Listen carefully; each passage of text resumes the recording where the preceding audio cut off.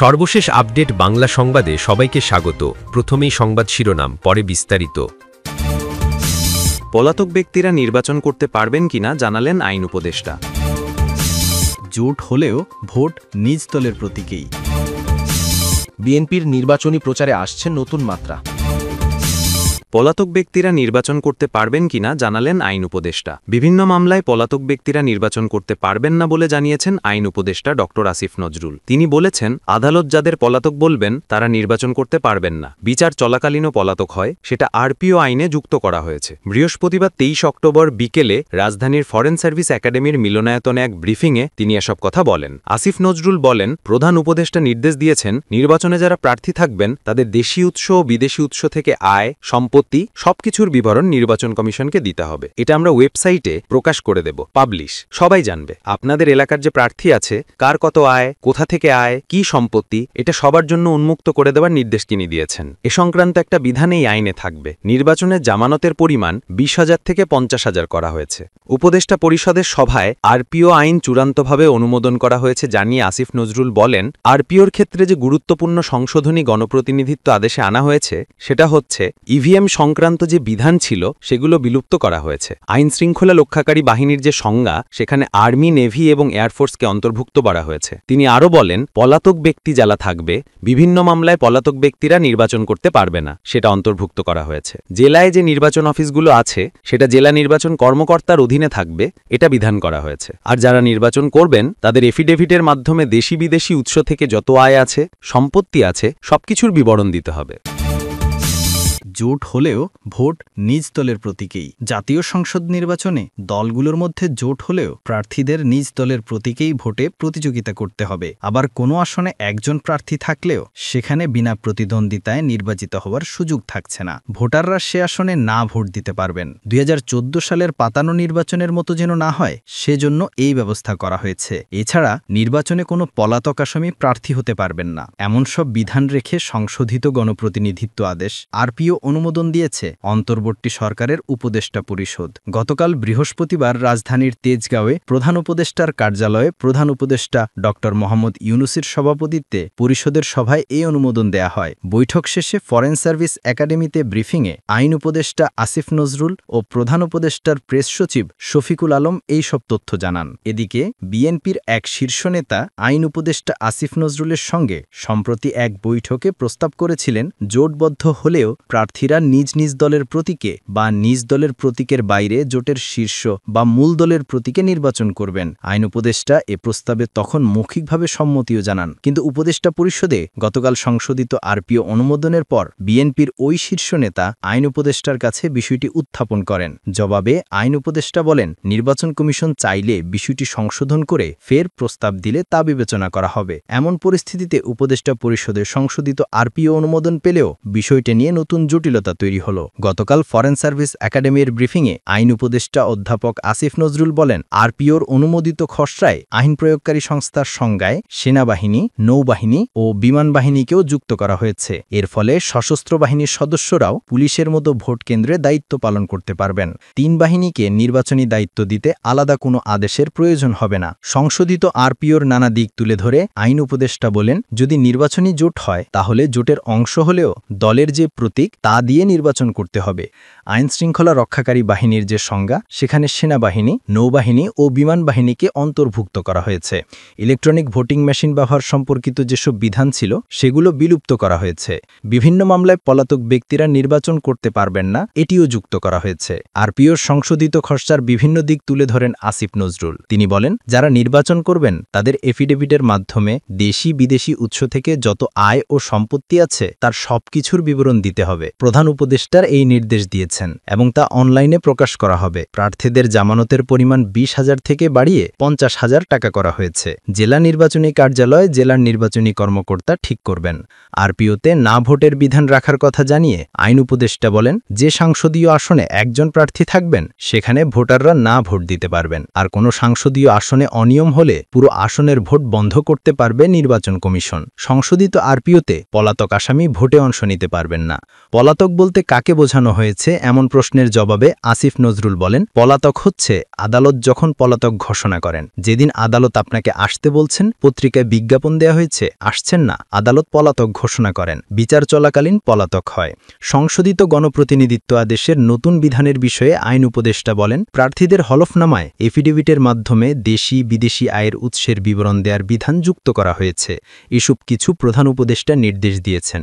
প্রার্থীদের দেশি বিদেশি আয়ের উৎস, সম্পত্তি বিবরণ নির্বাচন কমিশনে দিতে হবে। এটা ওয়েবসাইটে পাবলিশ করে দিন, সবাই জানবে কার কি সম্পত্তি।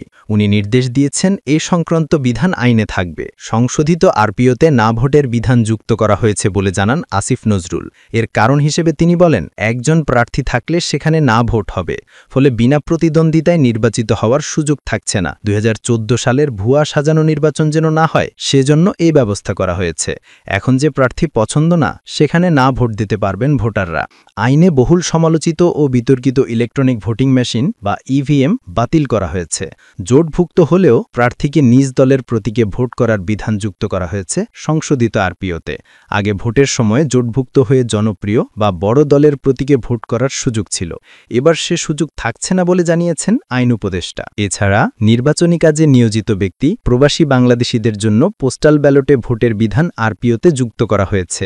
এবার আইটি সাপোর্টেড পোস্টাল ভোটিং চালু করা হচ্ছে।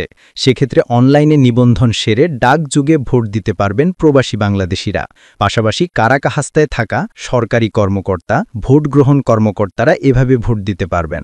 ভোট গণনার সময় সাংবাদিকদের উপস্থিত থাকার বিধানটিও যুক্ত করা হয়েছে বলে জানান আইন উপদেষ্টা। রাজনৈতিক দলের অনুদানের ক্ষেত্রে 50,000 টাকার বেশি হলে ব্যাংকিং চ্যানেলের মাধ্যমে দেয়ার বিধান করা হয়েছে জানিয়ে আসিফ নজরুল বলেন, যিনি অনুদান দিবেন তার ট্যাক্স রিটার্নও দিতে হবে। অনিয়ম বন্ধে ইসি প্রয়োজনে পুরো আসনের ভোট বাতিল করতে পারবে এমন বিধান যুক্ত করার তথ্য দিয়েছেন আইন উপদেষ্টা। তিনি বলেন, আগের আইনে বিধান ছিল কোনো ভোট কেন্দ্রে গণ্ডগোল হলে কেন্দ্রের ভোট বাতিলের। এখন ইসি যদি মনে করে একটা নির্বাচনী এলাকাতেই এত অনিয়ম হয়েছে, পুরো এলাকার ভোট বাতিল করা উচিত, তাহলে সেটা করতে পারবে, সেই ক্ষমতা দেয়া হয়েছে। ভোটে ড্রোন ব্যবহারের চিন্তা। ব্রিফিংয়ে প্রধান উপদেষ্টার প্রেস সচিব শফিকুল আলম বলেছেন, আগামী জাতীয় সংসদ নির্বাচনে দায়িত্বরত পুলিশকে বডি ক্যাম প্রদান, নির্বাচনী কেন্দ্রগুলোতে সিসিটিভি স্থাপন ও ড্রোন ওড়ানোর চিন্তাভাবনা করছে সরকার। এই বিষয়ে আইনগত দিক খতিয়ে দেখা হচ্ছে।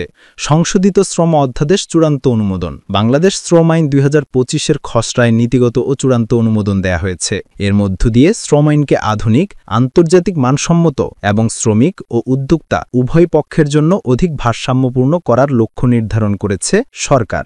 আইন উপদেষ্টা আসিফ নজরুল ফরেন সার্ভিস একাডেমিতে ব্রিফিংয়ে বলেন, শ্রম আইন সংশোধনের মাধ্যমে আন্তর্জাতিক শ্রম সংস্থার কনভেনশনগুলোর সঙ্গে সামঞ্জস্য আনার উদ্যোগ নেওয়া হয়েছে। তিনি বলেন, এই আইনটি যুগান্তকারী। আন্তর্জাতিক শ্রম সংস্থার কমিটি অফ এক্সপার্টসের সুপারিশ, বিভিন্ন দাতা সংস্থা ও রাষ্ট্রের মতামত ও ত্রিপক্ষীয় কমিটির বড় মালিক সরকার আলোচনার ভিত্তিতে সংশোধনগুলো করা হয়েছে। সংশোধিত শ্রম আইনে গৃহকর্মী ও নাবিকদের শ্রমিকের সংজ্ঞার আওতায় আনা হয়েছে, ফলে তারা শ্রম আইনের সুরক্ষা পাবেন। নন প্রফিট সংস্থার ক্ষেত্রেও শ্রম আইন প্রযোজ্য হবে। শ্রমিকদের ব্ল্যাকলিস্টিং প্রথা অবৈধ ঘোষণা করা হয়েছে। যৌন হয়রানির বিরুদ্ধে কঠোর ব্যবস্থা ও নারী শ্রমিকদের মাতৃত্বকালীন সুবিধা বৃদ্ধি করা হয়েছে। একই কাজের জন্য নারী ও পুরুষ শ্রমিকের বেতন বৈষম্য নিষিদ্ধ করা হয়েছে। বিকল্প বিরোধ নিষ্পত্তি ব্যবস্থা শক্তিশালী করা হয়েছে। কর্মস্থলে দুর্ঘটনায় ক্ষতিগ্রস্ত শ্রমিকদের পুনর্বাসন ও চিকিৎসার জন্য তহবিল গঠনের বিধান আনা হয়েছে। ট্রেড ইউনিয়ন গঠনের প্রক্রিয়া সহজ করা হয়েছে। নতুন সংশোধনীতে শ্রমিকদের সংগঠন করার অধিকার ও ট্রেড ইউনিয়ন গঠনের প্রক্রিয়া সহজ করা হয়েছে বলে উল্লেখ করেছেন আইন উপদেষ্টা। তিনি বলেন, শিল্প কারখানায় বিরোধ নিষ্পত্তি প্রক্রিয়াও আরও কার্যকর করা হয়েছে। আমরা চাই একটি এমন শ্রমনীতি যা শ্রমিকদের অধিকার রক্ষা করবে, অন্যদিকে বিনিয়োগ বান্ধব পরিবেশ বজায় রাখবে। এই সংশোধনীর মূল লক্ষ্য হল পারস্পরিক আস্থা ও ন্যায়ভিত্তিক শ্রম সম্পর্ক গড়ে তোলা। এছাড়া বৈঠকে সুপ্রিম কোর্ট সচিবালয় অধ্যাদেশ 2025, দুর্নীতি দমন কমিশন সংশোধন অধ্যাদেশ 2025 এবং জুলাই গণ অভ্যুত্থান স্মৃতি জাদুঘর অধ্যাদেশ 2025 নীতিগতভাবে অনুমোদন দিয়েছে উপদেষ্টা পরিষদ, সুপ্রিম কোর্ট সচিবালয়। ব্রিফিংয়ে আসিফ নজরুল বলেন, সুপ্রিম কোর্ট সচিবালয় আইন নিয়ে আমরা প্রায় 25-30 বছর ধরে কথা বলেছি। এবার তা বাস্তবায়নের পথে। প্রস্তাবিত আইনে অধস্তন আদালতের বিচারকদের বদলি, পদোন্নতি, পদায়ন ও শৃঙ্খলা বিষয়ক সব ক্ষমতা সুপ্রিম কোর্টের হাতে থাকবে। পাশাপাশি সুপ্রিম কোর্টের নিজস্ব বাজেট ও আর্থিক ব্যবস্থাপনা থাকবে, যাতে তারা নিজস্ব উন্নয়ন ও সম্পদ ব্যবহারের স্বাধীনতা পান। আইন উপদেষ্টা বলেন, এতে কিছু আর্থিক সংশ্লেষ আছে, তাই অর্থ ও প্রশাসন উপদেষ্টার মতামত নেওয়া প্রয়োজন। সেই আলোচনার পর আইনটি চূড়ান্ত অনুমোদনের জন্য আবার উপদেষ্টা পরিষদে তোলা হবে। বিএনপির নির্বাচনী প্রচারে আসছে নতুন মাত্রা। আসন্ন ত্রয়োদশ সংসদ নির্বাচন সামনে রেখে প্রচারে নতুন মাত্রা যোগ করতে যাচ্ছে বিএনপি। দলটি এবার মাঠের পাশাপাশি ডিজিটাল দুনিয়াতেও সমানভাবে সক্রিয় হতে চায়। সেই লক্ষ্যেই গঠন করা হচ্ছে নতুন একটি অনলাইন ও তৃণমূল ভিত্তিক প্ল্যাটফর্ম, বাংলাদেশ গ্রাসরুটস নেটওয়ার্ক বা বিজিএন। এই প্ল্যাটফর্মের মাধ্যমে বিএনপি তাদের তৃণমূলের শক্তিকে সুসংগঠিত করবে এবং অনলাইন প্রচারকে আরও জোরদার করবে। একই সঙ্গে কথিত বট বাহিনীর অপপ্রচারের মোকাবিলায় কার্যকর প্রতিরোধ গড়ে তোলাই এর অন্যতম উদ্দেশ্য। বিজিএন গঠনের প্রস্তাব এরই মধ্যে বিএনপির সর্বোচ্চ নীতি নির্ধারণী ফোরাম জাতীয় স্থায়ী কমিটির বৈঠকে বিস্তারিত আলোচনার পর অনুমোদিত হয়েছে। দলটির পরিকল্পনা অনুযায়ী খুব শিগগির সংবাদ সম্মেলনের মাধ্যমে এই প্ল্যাটফর্মের আনুষ্ঠানিক ঘোষণা দেওয়া হবে। বিএনপির চেয়ারপারসনের উপদেষ্টা পরিষদের সদস্য ড জিয়াউদ্দিন হায়দার 15 সদস্যের কেন্দ্রীয় কমিটির নেতৃত্ব দেবেন। প্রত্যেক কেন্দ্রীয় নেতা 20টি আসনের সমন্বয় করবেন। বিজিএনের অধীনে দেশের 300টি সংসদীয় আসনে 2 জন করে মোট 600 জন স্নাতক পাস অনলাইন অ্যাক্টিভিস্ট নিয়োগ দেওয়া হবে। এই অ্যাক্টিভিস্টরা সরাসরি তৃণমূল পর্যায়ে কাজ করবেন এবং নিয়মিত কেন্দ্রীয় নেতৃত্বের সঙ্গে যুক্ত থাকবেন। তাদের প্রতি মাসে নির্দিষ্ট হারে সম্মানী দেওয়া হবে। বিজিএন স্থায়ী কমিটিতে নিয়মিত রিপোর্ট জমা দেবে, যা দলের নীতি নির্ধারণী আলোচনায় ব্যবহৃত হবে। এরই মধ্যে সম্ভাব্য অ্যাক্টিভিস্টদের সংক্ষিপ্ত আত্মজীবনী জমা পড়েছে এবং সেখান থেকে যাচাই বাছাইয়ের মাধ্যমে চূড়ান্ত তালিকা প্রস্তুত করা হচ্ছে। সংশ্লিষ্ট নেতাদের সঙ্গে কথা বলে জানা গেছে, গত 8 অক্টোবর বিএনপির বিভাগীয় সাংগঠনিক ও সহ সাংগঠনিক সম্পাদকদের সঙ্গে সিনিয়র যুগ্ম মহাসচিব রুহুল কবির রিজভির বৈঠকে বিজিএনের কাঠামো ও কার্যক্রম নিয়ে বিস্তারিত আলোচনা হয়। দলটির ধারণা, এই নতুন উদ্যোগ শুধু তৃণমূল স্তরে সাংগঠনিক সক্ষমতা বাড়াবে না, একই সঙ্গে অনলাইন স্পেসও বট বাহিনীর প্রভাব মোকাবিলায় নতুন সম্ভাবনা তৈরি করবে। বিএনপির লক্ষ্য হল নির্বাচনী প্রচারে অনেক আগেই দলের বার্তা দেশের প্রতিটি প্রান্তে এবং অনলাইন মাধ্যমে সক্রিয়ভাবে পৌঁছে দেওয়া। বিএনপির তথ্য অনুযায়ী বিজিএনের কেন্দ্রীয় কমিটিতে প্রাথমিকভাবে 15 জন নেতা থাকবেন। প্রয়োজনে এই সংখ্যা বাড়ানো হবে। কেন্দ্রীয় নেতৃত্বই সংগঠনের সব কার্যক্রম তদারকি করবেন। সবচেয়ে গুরুত্বপূর্ণ অংশ হল মাঠ পর্যায়ের কাঠামো। দেশের প্রতিটি সংসদীয় আসনে 2 জন করে অ্যাক্টিভিস্ট নিয়োগ দেওয়া হবে। তারা হবেন তৃণমূল পর্যায়ে বিজিএনের মূল চালিকা শক্তি। অ্যাক্টিভিস্ট নির্বাচনের শিক্ষাগত যোগ্যতাকে গুরুত্ব দেওয়া হচ্ছে। বিএনপি চাইছে শিক্ষিত ও সচেতন তরুণদের এই প্রচারে যুক্ত করতে। এজন্য নির্ধারিত করা হয়েছে অ্যাক্টিভিস্টদের অন্তত স্নাতক ডিগ্রিধারী হতে হবে। দলটির বিশ্বাস, তথ্যভিত্তিক প্রচার পরিচালনা ও যুক্তিনির্ভর আলোচনায় অংশ নেবার সক্ষমতা এই তরুণদের বেশি। পরিকল্পনা অনুযায়ী অ্যাক্টিভিস্টদের মাসিক 800 টাকা সম্মানী দেওয়া হবে। যদিও এটি সামান্য অঙ্ক, তবু দলের প্রতি তাদের অঙ্গীকার ও সময় দেওয়ার স্বীকৃতি হিসেবে কাজ করবে।